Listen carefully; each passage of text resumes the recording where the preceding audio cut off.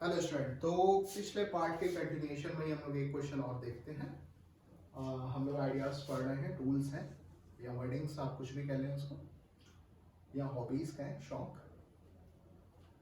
इसकी third tool पे हम लोग थे, use of S1 S2 and S3। ठीक पिछले पार्ट के कंटिन्यूएशन में हमारे पिछला पार्ट में जो हमने क्वेश्चन लिया था उसमें कंडीशन हमने निकाली थी कि एक डिफरेंट इक्वेशन थी, उसके रूट्स एपी में हो। इस बार क्वेश्चन थोड़ा सा चेंज है, थीम वही है।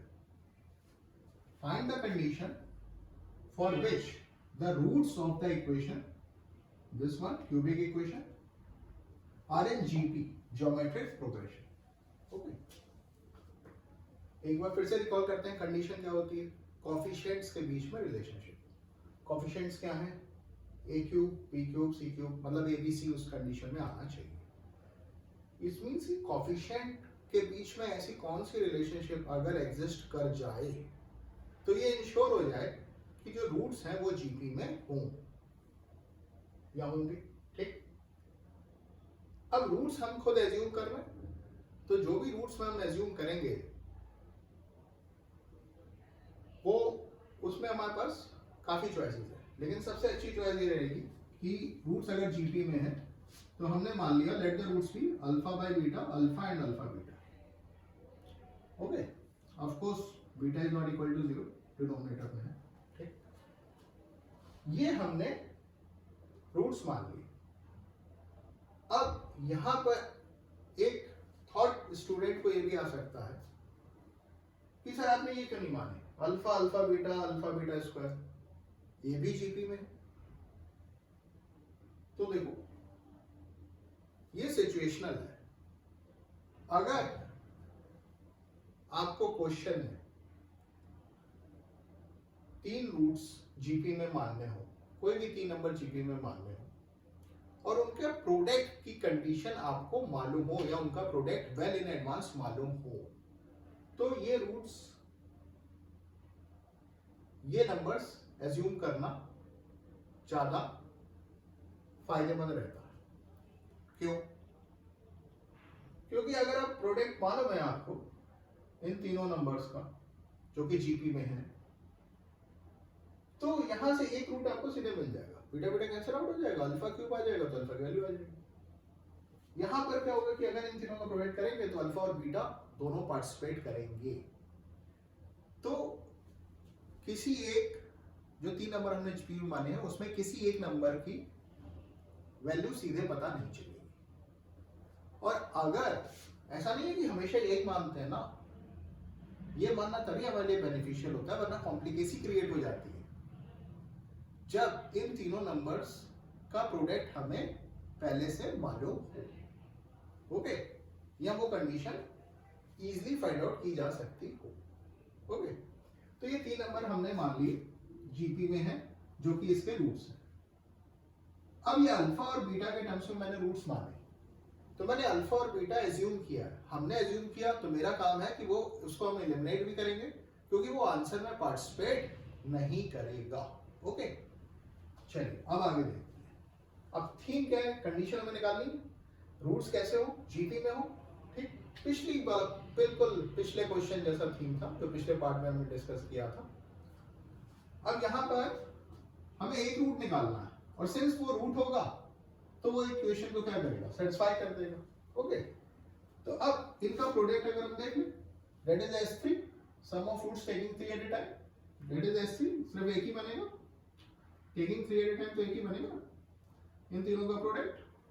जैसे S1 होता था हमारा -b/a, S2 c/a, S3 -d/a, ये पिछले पार्ट्स में अगर आप देखें तो ये S3 की वैल्यू हम लोग निकाल रहे हैं, यानी इन तीनों रूट्स के प्रोडक्ट की value, that is minus this constant term d with sign upon a it means ये जो फॉर्मूला है माइनस डी बाई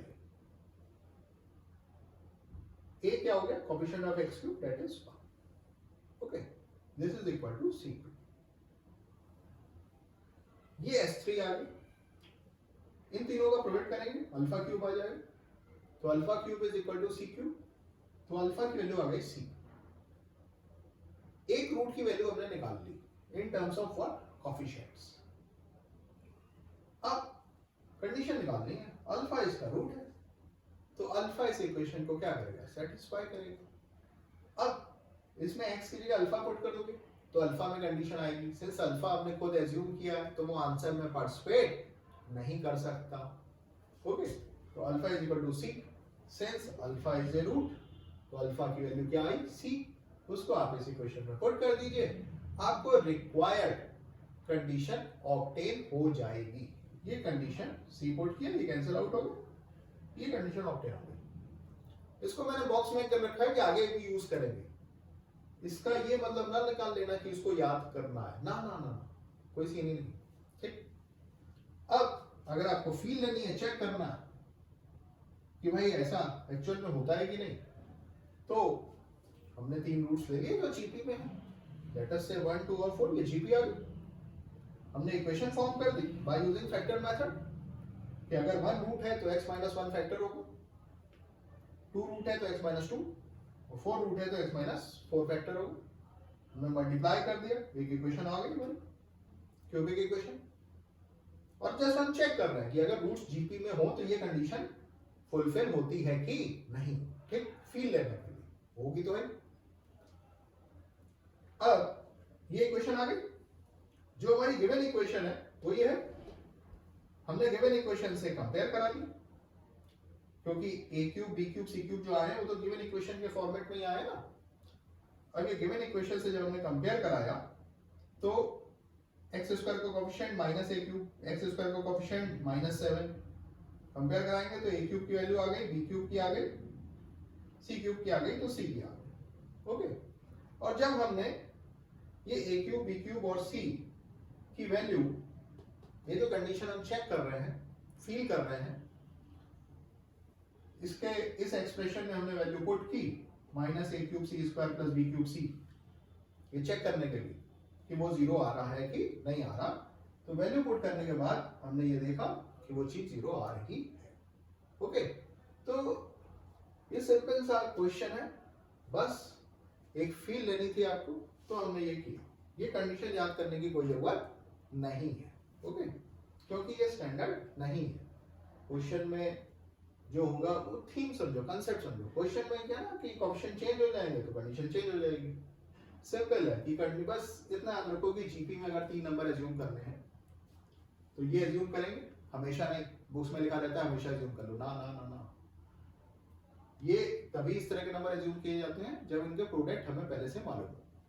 ठीक, यहाँ पे हमें इनका प्रोडक्ट पहले से मालूम था कि भाई S3 होगा।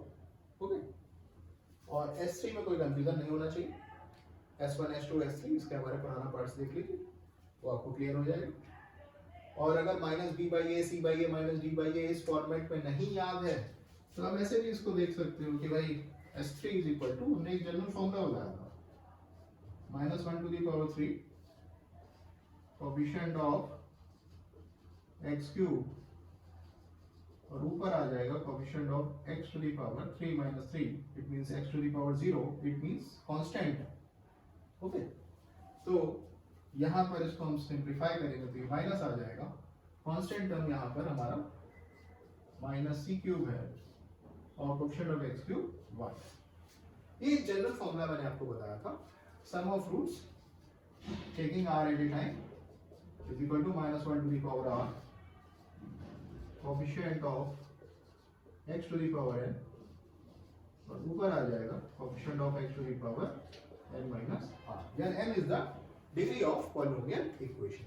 लेकिन हम आपको फिर ये एडवाइस कर रहे हैं, इंस्ट्रक्ट कर रहे हैं कि 4 डिग्री इक्वेशन तक तो आपको इसको यूज करने की जरूरत नहीं पड़नी चाहिए, सीधे प्रैक्टिस होनी चाहिए, -b/a c/a -d/a, इतनी प्रैक्टिस आप कर लीजिए।